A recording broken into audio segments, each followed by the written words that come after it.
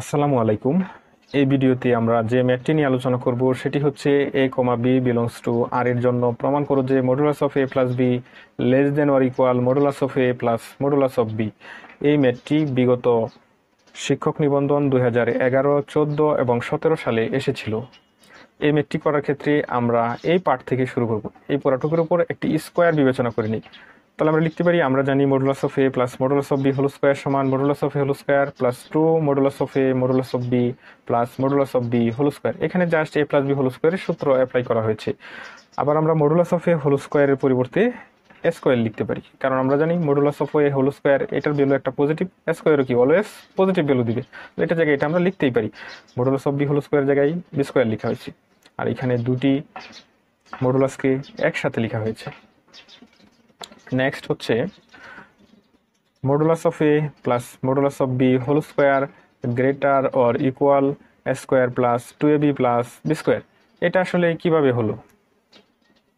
আমরা জানি পরবর্তী লাইন হচ্ছে modulus of a plus modulus of b whole square greater or equal a square plus 2ab plus b square. এই লাইনটি কিভাবে আসলো এটি একটু আমাদেরকে ভালো করে বুঝতে হবে। আমরা তার পূর্ববর্তী লাইনটি একটু লক্ষ্য করি। এই লাইনে অবশ্যই modulus of a plus modulus of b whole square এটি একটি পজিটিভ ভ্যালু দিবে সবসময়, কারণ উপর একটি স্কোয়ার থাকার কারণে ভিতরে যদি নেগেটিভ ভ্যালু চলে আসে সেটা পজিটিভ হয়ে যাবে। আর এই পাশটা আমরা লক্ষ্য করি, এ স্কোয়ার সে অলওয়েজ পজিটিভ ভ্যালু দিবে, বি স্কোয়ার সে অলওয়েজ পজিটিভ ভ্যালু দিবে, 2 মডুলাস অফ এ বি, এখানে modulus of a B always positive value দিবে, কারণ আমরা জানি মডুলাসের ভিতরে যদি নেগেটিভ ভ্যালু চলে আসে মডুলাস থাকার কারণে সেটা পজিটিভ হয়ে যায়।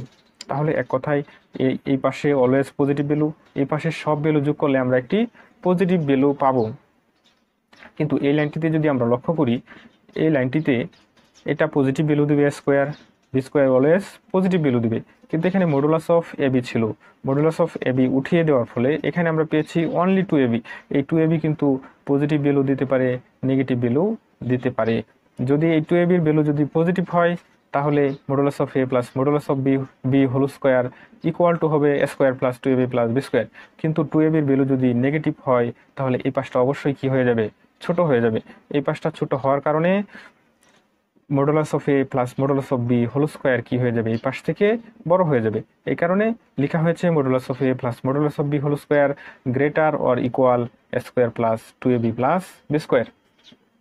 তাহলে পরবর্তী লাইনে আমরা লিখতে পারি modulus of a plus modulus of b whole square greater or equal a plus b whole square. এখানে just square plus 2ab plus b square সমান a plus b whole square লিখতে পারি। এটার ভ্যালু অলওয়েজ পজিটিভ, আর modulus কি অবশ্যই positive value দেয়। তাহলে এখানে এই এ প্লাস বি এর জায়গায় কি লিখতে পারি, একটি মডুলাস দিতে পারি। তাহলে modulus of a plus b whole square.